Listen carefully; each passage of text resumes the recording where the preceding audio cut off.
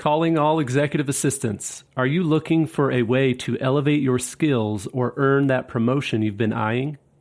Nova Chief of Staff's online certification course provides you with the knowledge and confidence you need to stand out on the job. Whether you want to land your dream position or level up in your current role, Nova's self-paced course gives you hands-on practice doing what chiefs of staff do every day. Visit leaderassistant.com/Nova to learn more and secure your spot. That's leaderassistant.com/NOVA.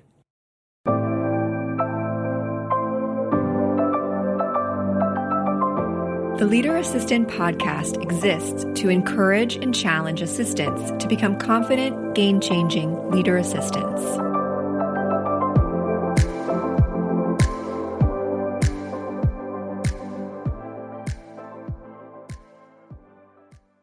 Howdy, friends. Thanks for tuning in to the Leader Assistant podcast. It's episode 262, and I'm your host, Jeremy Burrows, and today I'm going to be talking about the power of networking with my friend Maggie Olson. And Maggie has been on a few episodes lately. If you're a regular listener, you probably recognize the name. If not, definitely check out our prior episodes. The first one was a little bit more of an intro, overall conversation about Maggie's story, and that was episode 231, leaderassistant.com/231. Then Maggie talked through her Nova Chief of Staff course, episode 255, and then we also talked about navigating the EA and Chief of Staff relationship in episode 260. And then we also talked about, I skipped one, but from EA to Chief of Staff, how to level up. And that was episode 257. So lots of great topics, lots of great conversations, and definitely recommend checking out those prior conversations if you haven't yet. So with that said, the power of networking, I've got a lot to say about networking today. And Maggie, welcome back to the show. Thank you. Happy to be here. So why don't you just kind of jump right in then? And, I'll just say to kind of kick us off though, we met through the power of networking. And so just being on LinkedIn, being active, putting ourselves out there, not being afraid to, reach out and say hi and connect and engage with each other on LinkedIn posts or sending a DM and saying, hey, what can I do to help you? Things like that. And so it's fun to talk about this topic since that's how we met. And so, the power of networking. What tips and tricks and wisdom and advice do you have for assistants of the world? Yeah, that just brought me back. I when I was creating Nova Chief of Staff and talking to my friend Travis Roderick, who I actually just interviewed within the course, the Nova Chief of Staff course, he said, oh my gosh, you know who you need to get in touch with? Jeremy Burrows and Maggie Jacobs. They're both authors. They're both in the Chief of Staff and Executive Assistant space. Like you've got to check them out. I go to LinkedIn and look at both of your profiles and I was like, oh my gosh, no way. They are never, ever going to write me back. But of course I did it anyway, because I've been trained to just keep trying and keep going and overcome that little bit of confidence lack in me. And lo and behold, Jeremy and Maggie are both wonderful people and so kind and generous. And Jeremy and I have now partnered on many things and we're good friends, and Maggie Jacobs, incredible too, close friend also. So it is wild to think about how, and we're going to get into this, but how networking helps professionally and personally, and how a lot of times they're very intertwined. Yeah, that's great. And, you can never have too many Maggies in your life. So, hey, there you go. I'll take it. So, I think that as I was thinking about how do we really talk about networking, sometimes it can feel big and daunting and kind of a lot to digest. So we're going to break it into smaller pieces and hopefully a little bit more digestible, kind of practical steps that we can each take with some examples. So, the kind of the first thing that I'll talk about is Networking can seem really hard when it is super general and broad. Jeremy and I were both business owners. I am new in the city I'm in. I'm in Lincoln, Nebraska. I've been here for about a year and a half now.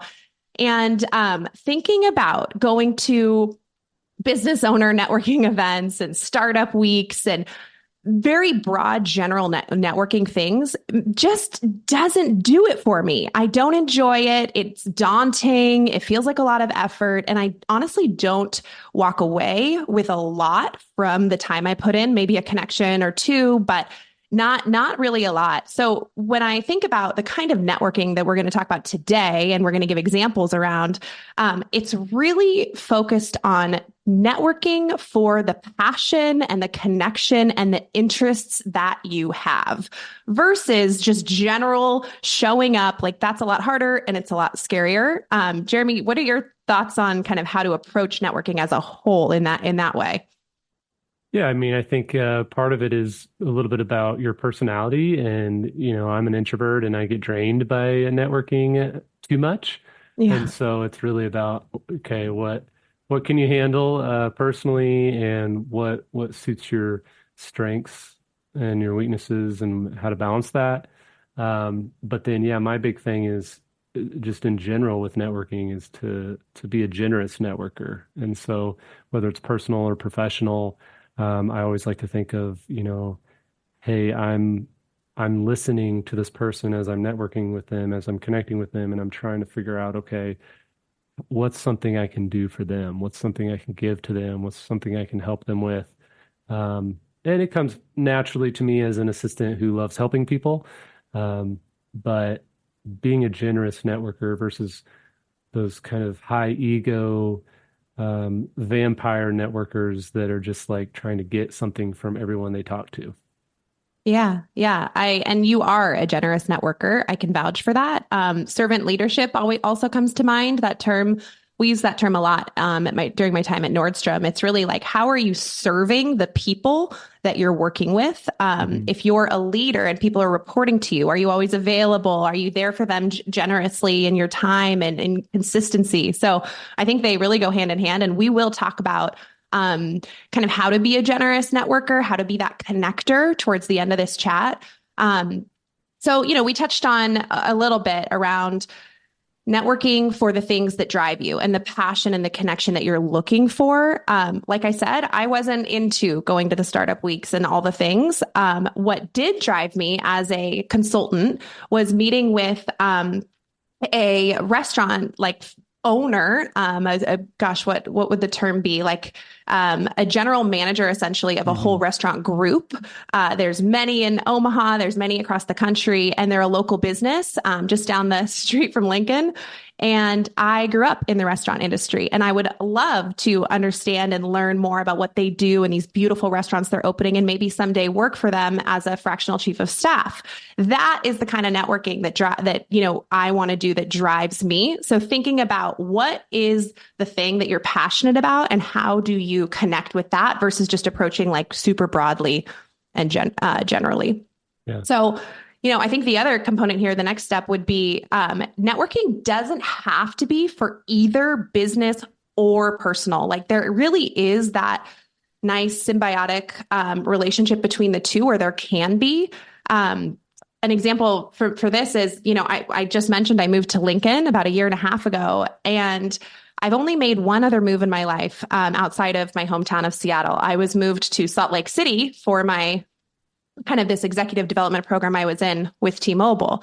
And I knew very quickly that I had to build a network of friendships and things to do and ways to stay busy, because I didn't know anybody where I was going. So moving here to Lincoln, I'd kind of done that once already. And very, very quickly, I knew that I needed some support of like-minded female business owners here to build a network and build a group here in Lincoln that I felt connected to. So I basically, through my existing network, I reached out to a friend Libby, she connected me with Alicia, a business owner here. And Alicia runs this huge society, this group of female business owners in the space. And I've met some of my closest friends today through this networking. So it doesn't have to be super cumbersome, super hard. It doesn't have to be just for business or just for personal. I think there's a really nice relationship between the two when you're thinking about what you truly need and what you're looking to match up with. Yeah.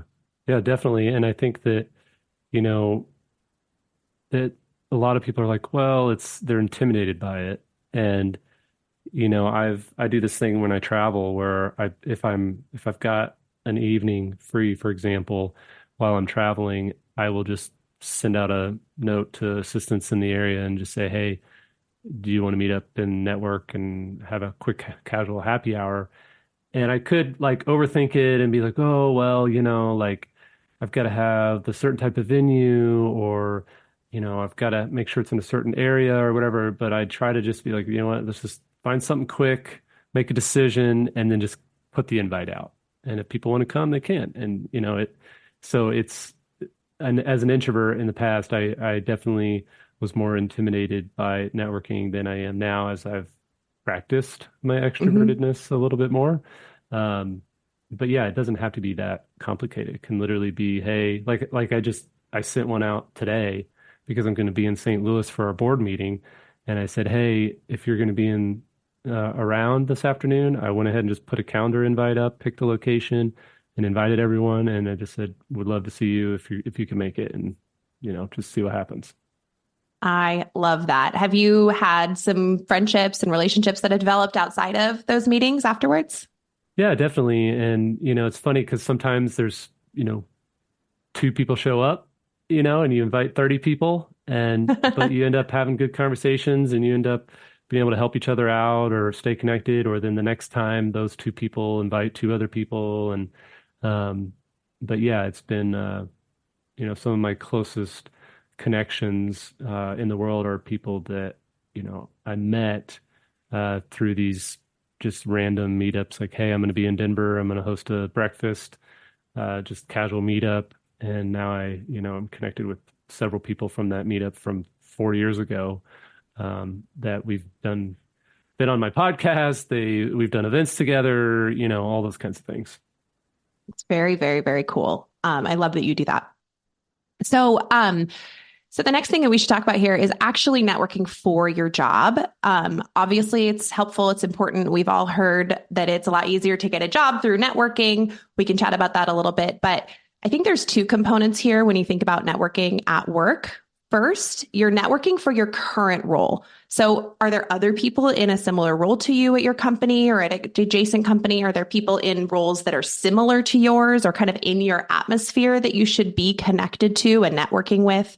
If you work on a executives team, are you networking with all of their leaders, all the people that report to them? Are you in the know about their biggest pain points and what drives them and what they're working on? So that's, networking for your current job. And then there's the component at work around networking for the job you want. And this can be in your company, it can be outside of your company, but people in the C-suite, executive assistants, chiefs of staff, we have the gift of seeing a big picture of your company. We can see our companies from the top down. So ask yourself, what are you drawn to? Who are you drawn to? What kind of work that you're seeing being done is interesting to you? Or what are you just naturally curious about? Reach out to those people. People love talking about themselves. They love talking about their jobs. And a lot of people really love kind of teaching and showing. Buy them a coffee, just have a casual Zoom. I think most of the time people will say yes to those invites, and you will not only gain a person in your network, but you're going to learn a lot about what they do and potentially ways that this information can help you at work. Yeah, well said. Well said.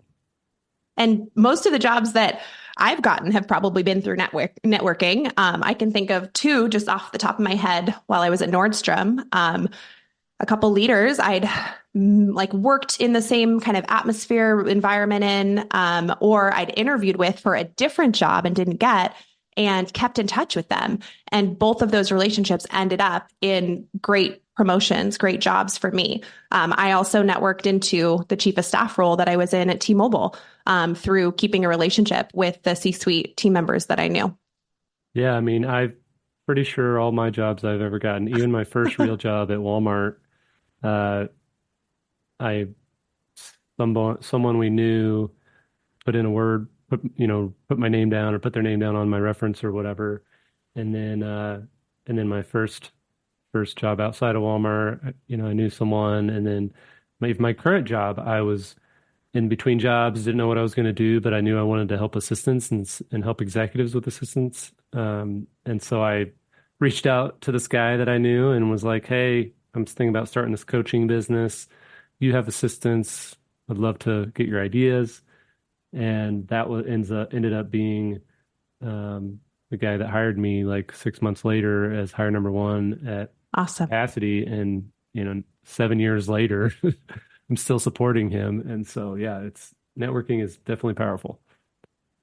I love that. Okay, well, we're going to chat briefly about, not only like what is a networker, but what's a connector, kind of that next step.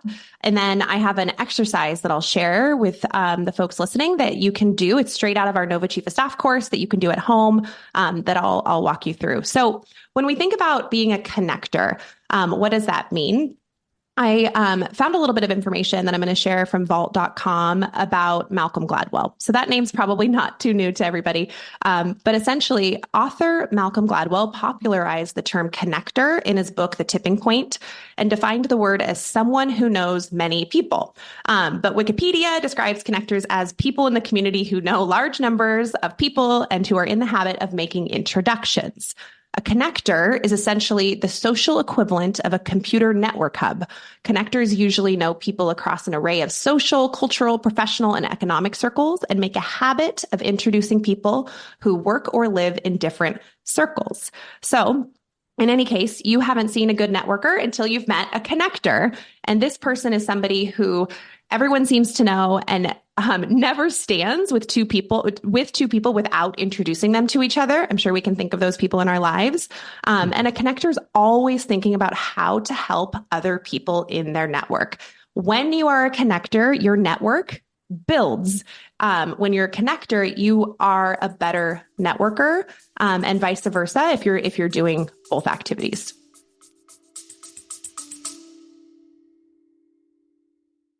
Are you ready to elevate your career in 2024?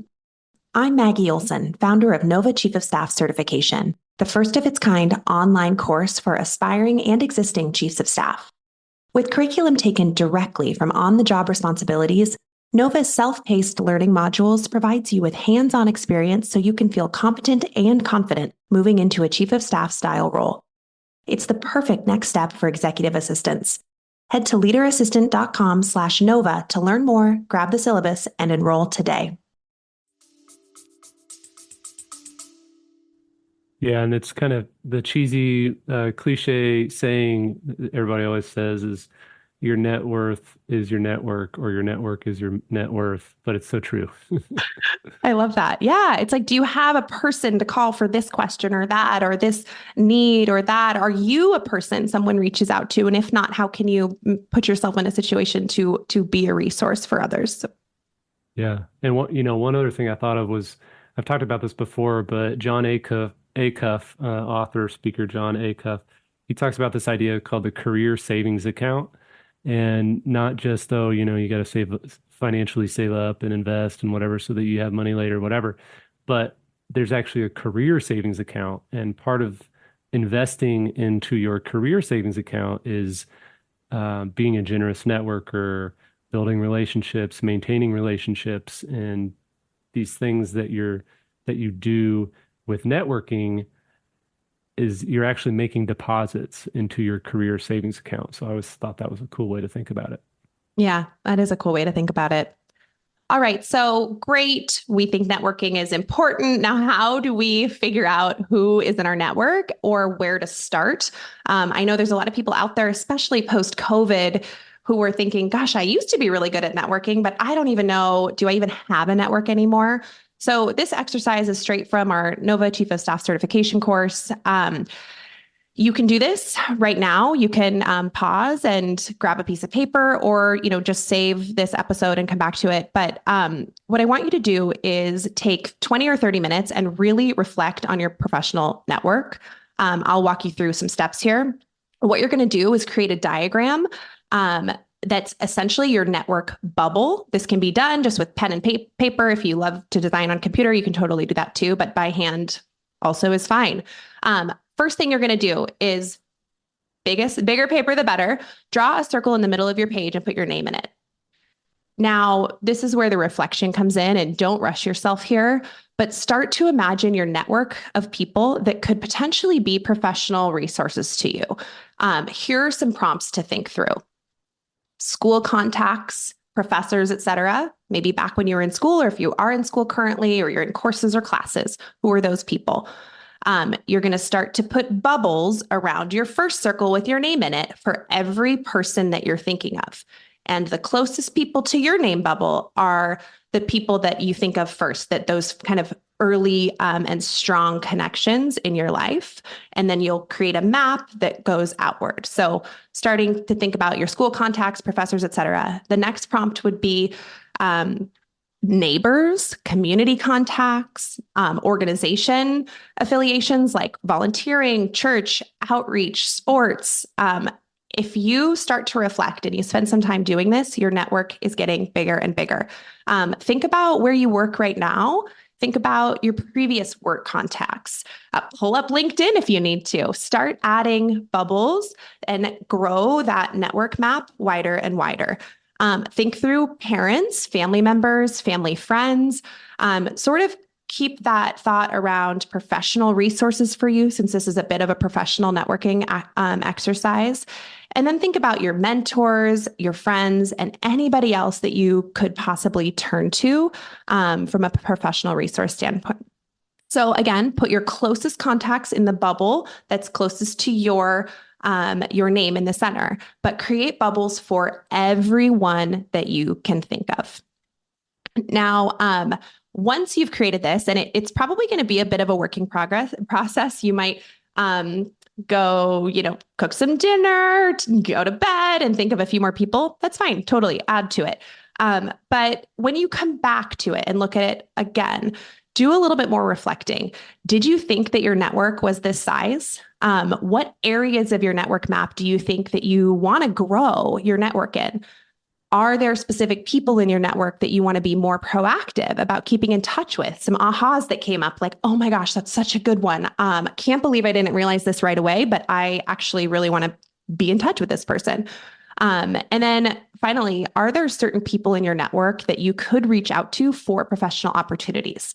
So that's kind of the reflection piece. You could write these down. In our course, I ask for a couple paragraph reflection, answering these questions. You can just kind of think about it, write it down if it's helpful to you.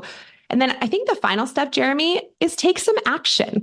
Just like Jeremy said, I'm probably not quite as introverted as Jeremy, but I'm a little bit, probably a little more extroverted, but slightly introverted. It can be difficult to take the action, but through action comes confidence. I think Adam Grant posted about this recently. We're in early February right now. And that's actually why I built my Chief of Staff certification course this way, is because through practice and action, we build confidence. Make the first phone call, send the first email, ask someone to coffee or a virtual Zoom. It will start feeling easier, but check out your network map, take some action, reflect, and just continue that activity. And you will turn into a great networker, and you can focus on being an awesome connector as well. That's a great exercise, and I think that a lot of people are going to be surprised by how many people they're connected with and how big their network is. But then I do think there might be some people who are a little underwhelmed and maybe thinking maybe that's a challenge to get themselves out into the world a little bit more. And there's a simple tactic you can use even on LinkedIn where you just search. If you're an executive assistant listening and you want to connect with other executive assistants, you type in the search executive assistants, and then you can filter by city and title and all that. And so you could have a list of hundreds of assistants within 30 minutes of you pop up on LinkedIn, and you can just reach out to them and say, "Hey, I'm an assistant in the area. Would love to connect." It's that simple. Yeah, I love that. And I know I'm speaking for Jeremy too, but if you are in Kansas City or Lincoln and you want to connect with us, like, please feel free to send us a note. I'm working on building my local network here too. Awesome. Awesome. Well, Maggie, do you have any stories or, you know, networking fails? Do you have any networking fails that you want to share? Or I know I'm kind of putting you on the spot, but I was just thinking about like, there's always those Yeah. awkward moments or those times when you weren't as generous as you should have been, or you tried to introduce someone to someone and it just totally bombed and it was a terrible introduction. Um, anyway, so I'm putting you on the spot right there. Oh my gosh. It is hard to think of an example, like a beautiful example, but I will say the thing that came to mind is not getting any response when you do reach out to someone, and how hard that can be, and how it can be like, okay, I'm never doing this again. That was awful. And kind of like a little bit of a confidence bruise. And that absolutely happens. That happens to me all the time. It also happens where I'm really excited about networking with someone, and here I am, like, ready to tell them everything about myself or listen to them, and they just clearly could care less. They're on the call, but like, maybe they shouldn't have been. They really don't want to learn anything about you, and they're just not that generous person. I've had a few interactions like that can also hurt and kind of suck. But I don't know. You just got to keep going is my Yeah. is my lesson there, because you meet people like Jeremy Burroughs and Maggie Jacobs, and it's all worth it from there. Yeah, I always try to remind myself, listen, and I talk about this a lot with regards to our job as assistants, but when you're networking, if you go into a networking situation trying to get affirmation and validation and approval from that other person, then it's just not going to go well.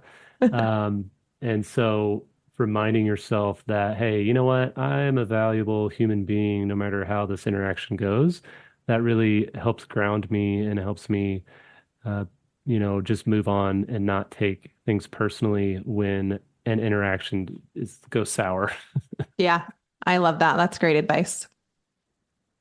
Awesome. Well, Maggie, this is a great conversation. I could talk about networking forever. But let's wrap it up. We'll talk more about other topics soon. We'll probably talk about networking in one of our other conversations coming soon as well. But definitely, if you're listening, check out Maggie on LinkedIn and Nova Chief of Staff, and you can go to leaderassistant.com/Nova to check out her course. And yeah, we're excited about more conversations and more chats. And for those of you listening, good luck networking. Good luck with that exercise. Send us your success stories. Yes, yes. Ping us on LinkedIn. We'd love to hear from you. And if you're wanting to check out the show notes, you can go to leaderassistant.com/262. So thanks again, Maggie, and we'll talk soon. Thank you.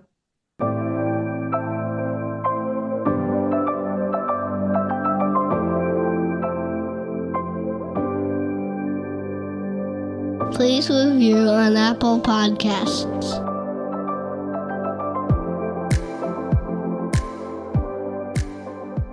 GoBulls.com